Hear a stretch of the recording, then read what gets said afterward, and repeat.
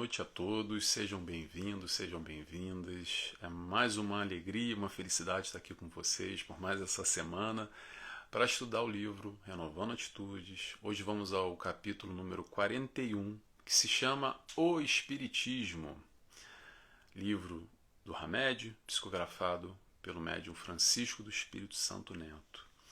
E o que nós vamos falar hoje? Vamos falar sobre espiritismo, é claro, vamos falar sobre reencarnação, um pouco de história até a chegada da doutrina espírita, o Consolador Prometido. Vamos falar também sobre essa história do povo escolhido, como é que é essa história do povo escolhido. Vamos falar um pouco também sobre criação e muito mais. Então eu convido a todos, quem quiser comigo, vamos buscar se desligar antes, fazer a nossa oração. Eu convido a fecharem os olhos e desde já agradecemos a Deus, agradecemos a Jesus, nosso mestre e guia, nosso amigo.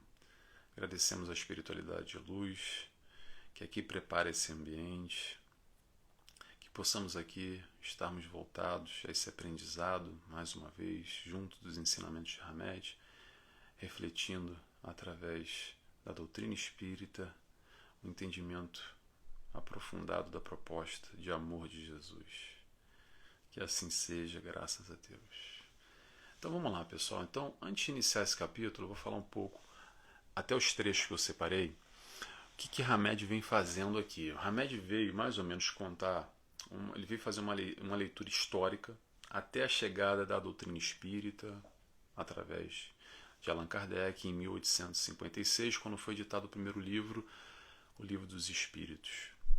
Então, ele faz mais ou menos essa leitura histórica para a gente entender um pouco aquele contexto, aquele momento, lembrando que foi codificado na França, e como eram as influências do Estado e da religião, que eram muito mais mesclados, muito diferente do que nós entendemos hoje, enquanto França, sociedade, ou estou aqui em Portugal, ou quem está no Brasil. É um pouquinho diferente, então ele faz um pouco, ele contextualiza para a gente entender as influências que eram exercidas do Estado e da religião junto à população. E como é que era isso? Não só nas escolas, na faculdade, mas de uma maneira muito, digamos, incisiva, muito forte, ou muito mais forte do que é hoje. Ainda há mais ou menos, mas ainda há, percebe-se de alguma forma. Não sei na França, porque eu não vivo lá, mas posso dizer que por Portugal, por exemplo. Mas sem criticar, é só uma análise. Eu acho que é essa a ideia de Hamed aqui. Muito bem. Mas qual era a ideia que era passada fundamentalmente? Qual era o principal aspecto ali do Estado junto da religião? Era a tal da submissão a Deus. Ser submisso a Deus, ser temente a Deus. Vocês já ouviram falar dessa frase? Já, do ser temente a Deus? Já falei aqui em outro capítulo e vou repetir. Temente quer dizer ter medo. Calma, pausa. Peraí, mas ter medo de Deus? Não sei a relação que vocês têm com Deus, ok? Mas respeitar, acreditar e confiar, para mim, é muito diferente do que ter medo. Eu não preciso ter medo de Deus. Pelo contrário, eu entrego, eu confio. Essa relação que eu tenho através da religiosidade, lembrando a palavra religiosidade, religião, quer dizer religare, nos ligar a Deus. Okay? Então a religião faz esse papel exatamente desse encontro com o Pai. Mas o encontro com o Pai não é para ter medo, teoricamente. Não sei. Não sei como as pessoas interpretam, ok? Até hoje, mas a gente vai falar aqui sobre doutrina espírita, como nós interpretamos espíritas, como é que a gente vem desmistificar certas questões, certos conceitos pré-estabelecidos até então. Então, a ideia era ser submisso a Deus, ser temente a Deus, teoricamente com essa submissão às supostas vontades de Deus. E por que eu falo supostas vontades? Porque no caso, até então, aonde é que era a casa de Deus aqui na Terra? A casa de Deus aqui na Terra era vendida para a população de certa forma que era a igreja. Então, porque Deus mora dentro da igreja. Ok? Então, ser submisso à igreja é ser submisso a Deus. E aí já começa uma confusão, já começa a misturar tudo, porque mistura Deus com os homens, aí vem os interesses pessoais, vem questão de poder, de manipulação, de dinheiro. Mas atenção, gente, a ideia de Hamed, muito menos a minha, é ficar aqui julgando e dizendo quem está certo, quem está errado, que deveria fazer dessa forma e de outra. A ideia não é julgar, a ideia é cada um com o seu barato, com o seu quadrado, cada um com a sua responsabilidade. Quem sou eu para dizer alguma coisa? Ok? Primeiro que a gente não tem direito de julgar ninguém. E digo mais, muito provavelmente nós, espíritas, hoje, numa encarnação passada, estávamos vibrando, pensando e compartilhando, entendendo o mundo e Deus e essa relação dessa maneira, tá? Muitos de nós viemos sim de processos não, de outras religiões, em outras encarnações, muito envolvidos, muito atuantes, tá bom? Então a ideia não é ficar criticando ninguém, é só lembrando, pontuar o que Hamed vem trazer para a gente entender aquela França até aquele momento aonde chega a doutrina espírita, quase que rompendo, batendo de frente com algumas questões ainda, e esse entendimento de que há elites, há favorecidos, há privilegiados, e acaba com um preconceito, ou teoricamente deveria acabar, com essa história do homem, mulher, o preto, o branco, o rico ou o pobre, porque quando vem a reencarnação, vira o tabuleiro amanhã. O rico de hoje pode ser pobre amanhã, a mulher de hoje pode ser homem amanhã, o branco de hoje pode ser preto amanhã, e aí isso tudo mescla muito, isso tudo de alguma forma questiona e rompe um pouco essas pequenezas, esses apegos materiais, esses preconceitos que existiam naquela sociedade e infelizmente existem até hoje. Quando a gente lê um capítulo como esse, que Hamed faz essa leitura, não só em 1856, que faz, entre aspas, pouco tempo, mas quando ele retorna lá nos anos 500, no século V, que daqui a pouco a gente chega lá, no trecho que eu vou ler aqui, a gente percebe que não mudou muita coisa assim não, sabe? Que a gente evoluiu, a gente vem evoluindo, ok, mas tem muita questão ainda que parece que o tempo não passa. E a gente fica patinando aqui, não sai do lugar, tá difícil de compreender, de entender de uma forma diferente. A doutrina espírita está aí para trazer uma vertente diferenciada, mas acima de tudo, racional. Racional. É a fé raciocinada, não é para ninguém engolir nada. Ok? Não é porque o Nelson está falando, porque o Centro Espírita disse, porque o Divaldo Falão que falou, porque o Chico Xavier psicografou, porque disseram que Jesus falou isso aquilo. É para nós entendermos através da racionalidade e a partir de então abrir o nosso coração para aquilo que faz sentido para a gente. Porque se não faz sentido, tem dúvida, não tem que engolir, tá bom? Não tem que engolir. A proposta é através da racionalidade, respondendo os nossos anseios, as nossas questões, e é para isso que a doutrina espírita veio, para nos trazer conhecimento. Vamos lá? Então vou iniciar aqui com um trecho que eu retirei, que Hamed nos diz. Apesar de a crença na reencarnação ter sido banida do movimento religioso pelos concílios ecumênicos da antiguidade, Kardec a apresenta ao mundo sob a supervisão dos espíritos superiores, estabelecendo assim novos rumos à sociedade, presa a conceitos de superioridade, de nascimento e graças especiais entre os escolhidos. Então vamos lá. Vamos falar um pouco de história agora. Vamos voltar lá ao século V. Eu vou falar um pouco aqui da minha maneira, tá, gente? Se vocês quiserem mais informação sobre isso, coloca aí no Google. Isso a gente vai falar um pouco de história. Eu vou aqui, entre aspas, falar da minha maneira, sempre com algum humor, brincando, ou da forma que eu interpreto. Não vou me ater a datas, aos detalhes. Eu me apego mais à importância do momento para a gente conseguir compreender essa questão histórica e como está relacionado de alguma forma com o espiritismo, direto ou indiretamente. que acontece? Até o século V, a reencarnação era aceita pela igreja. Para quem não sabe, até o século V. Então a gente tem do desencarne de Jesus quase 500 anos, 550 e poucos anos, eu não lembro se era 553 ou 52 ou 56, o Concílio de Constantinopla.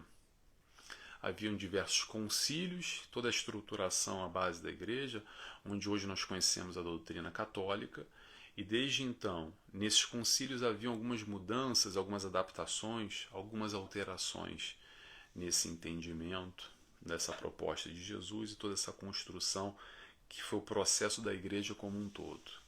Muito bem. Então, no Concílio de Constantinopla, se você quiser a data exata, vai aí no Google e dá uma olhada. Foi banido ou retirado a questão da reencarnação. E por que foi retirada a questão da reencarnação? Por causa da nossa amiga, a famosa Teodora. Se você não ouviu falar, eu vou te contar quem foi a Teodora. A Teodora foi esposa do imperador Justiniano. Tá aqui, vou pegar minha cola. Justiniano. Quem era o imperador Justiniano?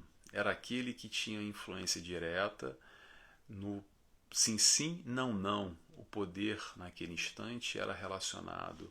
Havia uma correlação entre igreja e Estado, poder, a força, o governo, de uma forma que hoje nós entendemos, que naquela altura não havia nem essa palavra, mas hoje nós entendemos como a teocracia, ou Estado teocrático.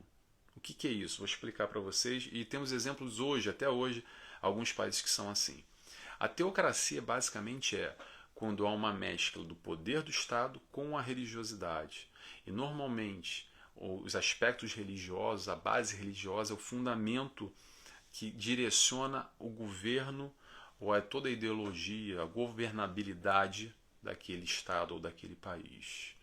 Vamos para os exemplos para ficar mais fácil? Arábia Saudita, Sudão, Afeganistão, Irã, entre outros, são países que têm o Estado teocrático. Não sei se vocês lembram dos famosos iatolás, aqueles que têm uma veste diferenciada, digamos assim, que são líderes religiosos e ao mesmo tempo líderes do Estado, líderes do governo. Então, só para a gente contextualizar e entender mais ou menos o que é um Estado teocrático. E naquela ocasião, nos anos 550 e pouco, o Estado era teocrático. E não só, depois ainda continuou por muito tempo, tá? Mas só para a gente entender qual era a importância, o peso que o Justiniano tinha. Então vamos voltar à nossa história agora. Então, a partir daí, a esposa dele era a nossa amiga Teodora, a famosa Teodora. E aí tem algumas divergências que a teologia estuda sobre o porquê que a Teodora não gostou muito dessa história de reencarnação e fez uma influência muito forte com o Justiniano, com o marido dela. Desculpa, gente, eu vou beber uma água, peraí. Fez essa influência muito forte com o marido dela para acabar com essa história de reencarnação. Alguns dizem que ela não queria, talvez, voltar numa próxima encarnação como uma escrava, pobre, passando necessidades e dificuldades. Outras pessoas dizem, enfim, que ela não queria perder a fortuna dela, só com a possibilidade dela imaginar num futuro encarnar de novo, ou viver de novo na carne, sem todas essas regalias que ela tinha, ela não gostou muito da ideia. Outros diziam porque ela era uma ex-prostituta e todo o peso, todo o pecaminoso que tinha a história e tem até hoje dentro da igreja com a prostituição, ela não queria pensar na possibilidade de ser possível, do possível desdobramento que isso iria trazer. Sendo de uma maneira ou sendo de outra, que aí há várias interpretações, várias leituras e várias discussões. O resultado foi sempre o mesmo. Qual foi o resultado? Sim, ela fez uma influência forte com o imperador Justiniano, e nesse concílio Justiniano, o imperador na altura, mais ou menos, imagino eu, deve ter chegado lá e falado: gente, olha, vamos acabar com essa história de reencarnação aí, porque a esposa lá em casa está arrumando um barulho com essa história, ela não quer mais essa brincadeira, ela ficou sabendo aí, então vamos Vamos acabar com esse negócio. Então, a partir daí foi então extinto, no ano de 550 e tal, a reencarnação da igreja. E a partir daí foi banido essa ideia. E só para a gente entender essa história, por que Hamed coloca esse ponto? Para a gente entender que do ano 550 e tal a 1856, ou seja, quase 1200 anos depois, vamos colocar assim, a ideia da reencarnação aqui no Ocidente ainda não ficou de alguma maneira apagada. Creio eu, tá, gente? Eu posso estar aqui falando besteira, mas um pouco de conhecimento que eu tenho dentro aqui dos aspectos históricos. Agora, no Oriente, já se tem uma outra leitura de reencarnação, de muito mais tempo, mas se entende o processo de reencarnação de uma outra forma. Não é no processo vinculado, atrelado a Jesus, como veio a doutrina espírita, e nessa questão evolutiva da criação, nos estágios que nós passamos, do mineral, vegetal, animal, nessa sequência lógica, pelo menos a nossa lógica, que a doutrina espírita nos trouxe através de Allan Kardec. Tá bom? Então vamos lá? Vamos agora aqui para outro trecho que eu retirei. Deixa eu ver se eu falei tudo. Falei, vamos lá. O Espiritismo fez renascer nas almas a compreensão da verdadeira natureza do homem e a percepção de que seu destino é fruto de suas escolhas. Vou dar uma pausa aí. Fruto de suas escolhas. E eu vou fazer um link com o que Hamed tinha dito antes, que era graças especiais entre os escolhidos. Então ele falou sobre escolhidos antes e falou sobre escolhas aqui. E aí eu vou dizer o seguinte: não há escolhidos. Essa história do povo escolhido. Não há escolhidos, há escolhas.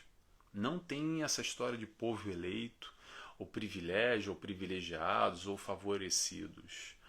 Todos nós somos irmãos, filhos do mesmo Pai, criados simples e ignorantes, com as mesmas oportunidades. Ah, Nelson, mas eu não tenho oportunidade que o vizinho tem aqui, não é bem assim não. Calma, é para isso que a reencarnação está aí. Porque nós já estamos vindo, e hoje estamos aqui, e ainda no futuro, aproveitando essas oportunidades de diversas experiências. Então a gente vem como branco, vem como negro, vem como índio, vem como mulher, vem como homem, vem como rico, vem como pobre, vem num país com liberdade, vem com menos liberdade, vem em diversas configurações essas necessárias para a gente vivenciar exatamente essas oportunidades, de ter exatamente essas experiências diferentes, num corpo diferente, sobre novas condições em diferentes épocas, que vão influenciar mais ou menos o processo de crescimento, as experiências que a gente vai vivenciar. Então, não tem povo escolhido, não tem privilégio, é uma visão muito limitada, eu diria, muito antiga no mínimo, essa ideia de que há escolhidos. O que existe são escolhas pessoais, que vão determinar as consequências naturalmente. É aquela velha história que se falou muito nesse livro aqui até agora, que é ação, reação, plantio, colheita, a escolha, consequência. E para que tudo isso? Para que essa história toda que a gente está aqui? Por que a gente tem que vivenciar aqui essa encarnação ou outras encarnações? Por que a gente reencarna? Por um motivo só, para a gente aprender a amar. É para isso que a gente está aqui. Agora vamos continuar aqui para a gente não se perder, que eu dei uma pausa. Vamos lá. A Hamed continua. Imortalidade da alma e vidas sucessivas são algumas das bases sólidas que abalaram os alicerces de toda uma coletividade estruturada numa visão distorcida da verdade universal. A nova ideologia estabelece por crença indispensável a fraternidade como concepção da vida real a ser incorporada pelos indivíduos pelos indivíduos e grupos à medida que as suas necessidades espirituais forem tomando aspectos de ascensão e conhecimento. Então, vamos lá. Para que Espiritismo? Para que Jesus? Então quer dizer que só através de Jesus, só através do Espiritismo a gente vai crescer, a gente tem que reconhecer a reencarnação e aí sim a gente vai evoluir e vai ser aceito, talvez? Eu respondo para vocês, não tem nada a ver com isso. Às vezes a gente traz alguns conceitos antigos e quase que incorpora eles ou dá uma adaptada assim na doutrina espírita, mas não tem nada a ver com isso. Ninguém vai ao Pai. Sabe aquela frase que às vezes a gente interpreta de uma maneira? Eu quero compartilhar com vocês. Ninguém vai ao Pai se não for através de mim. Pausa. Sabe essa frase? Vamos lá. Não é através de Jesus no sentido de que eu tenho que aceitar Jesus como meu mestre e guia, como nós falamos. E ele é verdadeiro mestre, ele é verdadeiramente nosso mestre, nosso guia a ser seguido, sem dúvida alguma. Mas é através, quando ele nos diz que ninguém vai ao Pai senão através de mim, é através do seu ensinamento no amor, na mensagem que ele trouxe. Porque quem não conhece Jesus, quem não tem acesso, quem não quer aceitar Jesus, quem acha que Jesus é uma besteira, e doutrina espírita muito menos, porque a gente está falando aqui nesse contexto Portugal e Brasil, mas quando a gente vai numa esfera mundial, muito menos acesso ainda, a gente chega a pequenos nichos ainda, pequenos nichos, foi codificado na França, mas são pequenos nichos, isso é muito vanguarda, isso é muito inovador. Agora, não precisa de doutrina espírita, não precisa de Jesus para chegar no mais importante que é a mensagem do Cristo, que é o amor. Não precisa nem acreditar em Deus para seguir o caminho certo. O caminho certo é o caminho do amor. Ponto. O que Jesus veio fazer é facilitar, a doutrina espírita veio facilitar esse processo, o processo de aprendizado no amor. É para isso que a gente está aqui. Não é para ser cristão, para dizer que é cristão e botar o crucifixo no cordão e uma carteirinha aqui, pronto, eu estou salvo. Isso é uma ideia ainda muito dessa questão da submissão que a igreja exerce, abaixa a cabeça, Deus está falando, você quer ser escolhido, você quer entrar para o céu, então faz assim. O entendimento hoje vai muito além, a doutrina espírita facilita exatamente essa interpretação, porque a partir do momento que a doutrina espírita vem e nos traz a reencarnação nesse processo racional, o que ela acaba fazendo? Ela mata a morte. A doutrina espírita vai matar a morte, ela acaba com essa história do que morreu, acabou. Ela fecha com essa história de que ou vai lá para o fogo do inferno, ou vai virar anjinho e vai tocar harpa. É muito mais profundo do que isso. Acaba até, de alguma forma, colocando isso como uma história quase que alegórica, quase que o beabá da infância ainda, mas que muita gente acredita nisso. Vamos respeitar, tá, gente? A ideia aqui não é de nenhuma forma querer impor a nossa verdade, aquilo que faz sentido pra gente. Porque a questão aqui é muito individual, muito pessoal. A questão é, o espiritismo faz bem para você, faz bem para nós, faz sentido? Ótimo. Vem comigo então, tamo junto. É para isso que a gente está aqui, para estudar, para aprender, para refletir. E para quê? Para dizer que a gente é espírita e vou ganhar um lugar lá no céu. No céu não, no nosso lar. Não. É para melhorar a nossa vida agora. Para a gente ser mais feliz hoje. Essa é a proposta da doutrina espírita. Não é para levar ninguém para reino do céu nenhum. Naturalmente, quando a gente fala do reino do céu, nesse sentido não físico do reino dos céus, porque a uma outra interpretação, o reino dos céus está aqui dentro, mas eu não vou por aí. Vamos colocar o reino do céu como uma colônia espiritual. Vou fazer essa alegoria rápida, tá? O que acontece? A doutrina espírita, a partir do momento que nos fortalece, que nos entrega crenças inovadoras, valores inovadores com a proposta de Jesus, naturalmente a gente vai elevar a nossa vibração, a gente vai ser melhores indivíduos, melhores seres, melhores pessoas. E no processo do desencarnar, para onde é que a gente vai, Nelson? A gente vai vibrar aquilo que a gente está vibrando hoje. E por isso que muitas vezes, às vezes a gente acaba nos umbrais da vida, ou a gente acaba no nosso lar da vida. Por exemplo, para quem não viu o filme, vai lançar de novo aí. Tomara que chegue logo esse filme. Mas quem não viu ainda, vê lá o Nosso Lar número 1 e vê, por exemplo, o nosso amigo André Luiz, o quanto que ele sofreu em estágios umbralinos e depois conseguiu chegar, a chegada dele até o nosso lar, que ainda está no estágio umbralino, mas enfim, não vou por aí.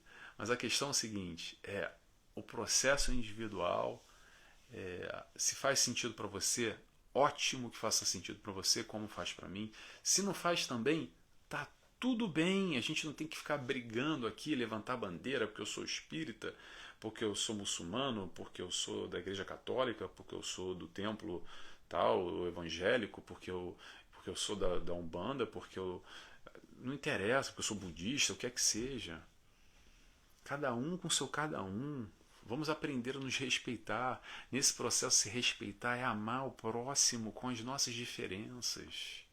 Não somos iguais. O que faz sentido para mim, talvez esteja fazendo sentido para você, porque você está até agora vendo esse estudo comigo aqui, talvez não faça para o teu marido, para a tua esposa, para o teu filho, para o teu vizinho, para tua mãe, para o teu pai, porque a gente está em estágios diferentes, amadurecimentos diferentes, a gente tem pontos de vista diferentes, a gente entende Deus, a gente entende Jesus, eu não entende nada disso de forma diferente.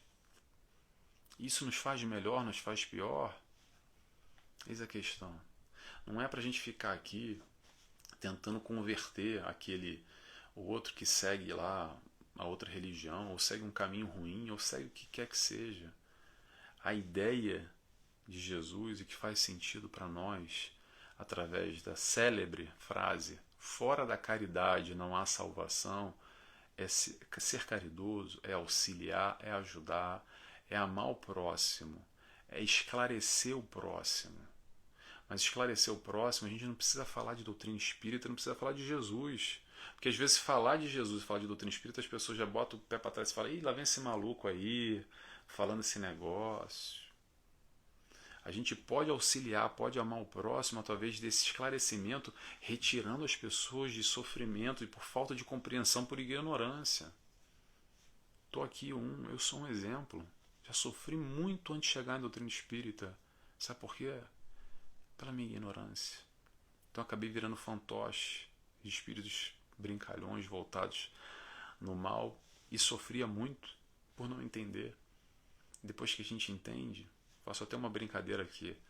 Antigamente a gente fazia o sinal da cruz e dizia: sai de reto, Satanás, etc. Hoje a gente puxa uma cadeira aqui do lado e fala: meu irmão, o que você está passando? Qual é o seu problema? Posso te ajudar?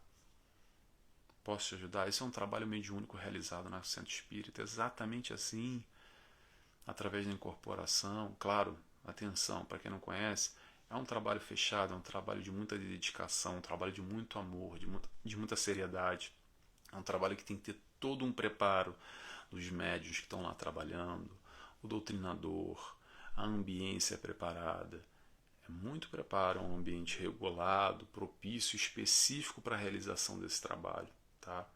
Porque eu falo aqui às vezes por falar, e pode parecer que é assim, é assado, mas tem tudo o seu momento certo, a hora certa e toda a sua vibração certa também.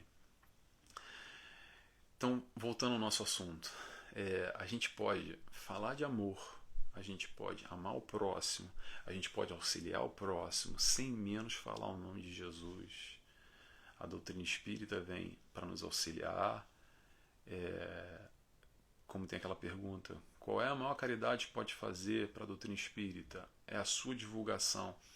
O importante não é dizer que eu sou espírita e querer que os outros engulam e fazer que eu seja espírita. O importante é passar essa mensagem libertadora, essa mensagem que nos auxilia, muitos de nós, que chegamos pela dor, pelo sofrimento, e através desse primeiro contato, e essa informação nos auxiliou e nos trouxe um refrigério para a alma, nos acolheu, nos abraçou e nos deu rumo às vezes para a nossa vida. Aí vai muito no processo de cada um, mas o importante é a mensagem, o importante é essa mensagem libertadora. Conheceis a verdade vos libertará. Vamos nos libertar através do conhecimento. A doutrina espírita vem nos trazer conhecimento. Conhecimento para quê, Nelson? Para partir desse conhecimento que eu tenho mais alargado, mais amplo, eu tome melhores opções, faça melhores escolhas na minha vida. Isso para tudo. Vamos dar um exemplo agora aqui. Eu quero comprar uma televisão. Se eu vou comprar uma televisão hoje, quanto mais conhecimento eu tiver, melhor. Se eu puder dar uma pesquisada, ver se tem reviews lá, se a televisão é boa, é ruim, a marca, o preço, vou dar uma pesquisada nas lojas. Se tem algum amigo, um parente que tem a televisão, vou perguntar, aquela televisão que você comprou lá é boa, é ruim? Vou dar uma pesquisada. Da melhor forma que eu tiver conhecimento, eu vou chegar numa loja e vou dizer, olha, eu quero aquela televisão, tantas polegadas, porque eu sei que aqui nessa loja tem o melhor preço, que tem a melhor garantia. Ponto, eu tenho mais conhecimento. Porque quando eu não tenho conhecimento, entro na loja e falo, me dá uma televisão aí. Mas que televisão? De 5 polegadas, de 70 polegadas, da marca A, B, C, D, 4K, LED. Ponto. É assim. Quanto mais informação a gente tem, melhor. Então, o que a doutrina espírita, saindo desse exemplo agora que eu criei, o que a doutrina espírita vem nos trazer é informação. Quanto mais informação, a gente vai fazer melhores escolhas na nossa vida, do nosso dia a dia. Então, que bom e tomara que faça sentido para você, como faz para mim a doutrina espírita, que nos auxilia nesse processo do nosso dia a dia. Não é para segurar a bandeira espírita e querer dar a bandeirada na cabeça dos outros que não são espíritas. Tá bom? Gente, tomara que vocês tenham gostado do capítulo. Palavra-chave de hoje, reencarnação. Quem assistiu até agora, escreve para mim essa palavra reencarnação, para eu saber quem está acompanhando. Eu gosto sempre de saber e agradeço quem vem sempre trocando comigo de alguma forma. Eu fico feliz de saber que tem... eu sempre sei, né? Que tem gente aí do lado. E é interessante que o tempo já passou, a gente já está agora no capítulo 41, né? 41. E eu recebo mensagem de pessoas que estão assistindo o capítulo 2, o 3, o 6, essa semana o capítulo 6. Então, é atemporal. Tá aí na internet, eu coloco aí no YouTube, lancei agora lá o podcast, tá lá, lancei o TikTok, tem o Facebook, tem o Instagram, tem o YouTube, tem tudo. Pronto, fica tudo atemporal. Fico feliz que vocês estejam acompanhando o estudo e que faça sentido de alguma forma para vocês, tá bom? Então vamos fazer a nossa oração? Então eu convido a todos a fecharem os olhos, agradecendo junto comigo a Deus Pai, primeiramente. Obrigado, Senhor, obrigado, Jesus, nosso amigo, nosso mestre e guia, nosso irmão maior que veio aqui nos auxiliar nesse processo, na nossa caminhada, com as nossas dificuldades, compreendendo e nos amando acima de tudo, a toda a espiritualidade que trabalha em favor do bem e do bom. Obrigado por estarmos aqui reunidos na Tua seara, Senhor, trabalhadores do Cristo, buscando esse caminho, essa luz, esse amor que aquece o nosso coração. Muito obrigado mais uma vez, que assim seja, graças a Deus. Pessoal, até semana que vem. Muito obrigado. Tchau, tchau.